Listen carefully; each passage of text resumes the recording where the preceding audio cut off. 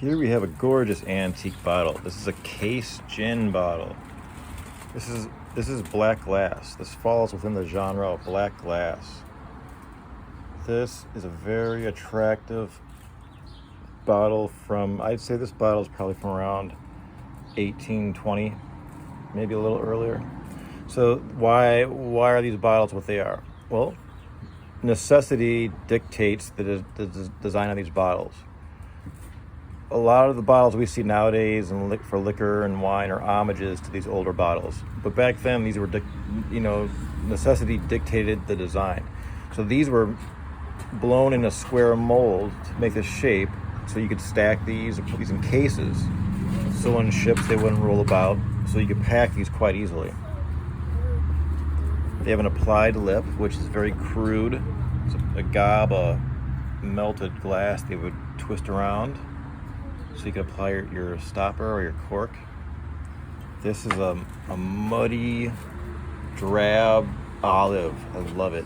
Some of these have a lot of matte, dull finishes. This one's semi-matte. I found actually this one out in the wild. This is my only black, well, I found some. This is my earliest black glass that I found in the wild. These were gin bottles. So the color of these bottles are called black glass, but they're not black. Very seldom do you see a pure black glass. It's dark, muddy browns and grays and or ambers. Now, I've read various reports of how these came to be. I've read reports that it's kind of like what came first, the chicken or the egg.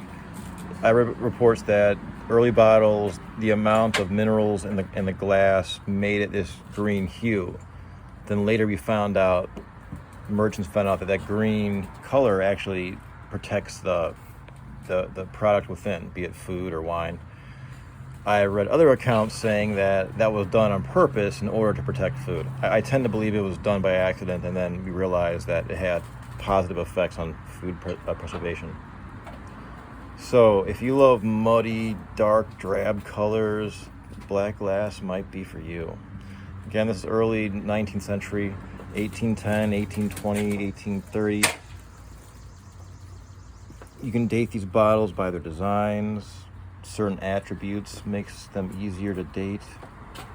I love these things. I want to find this is my only gin bottle.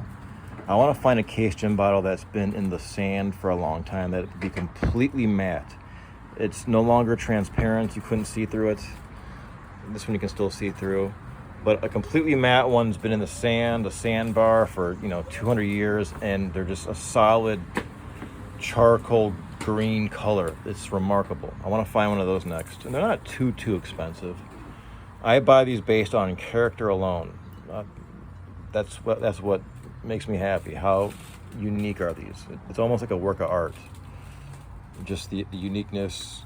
It's not art, it's half art. It's created by circumstance and necessity, as art is usually created with emotion and intent behind it. This is more of a utilitarian, practical work of art. This is an early 19th century black glass Case gin bottle.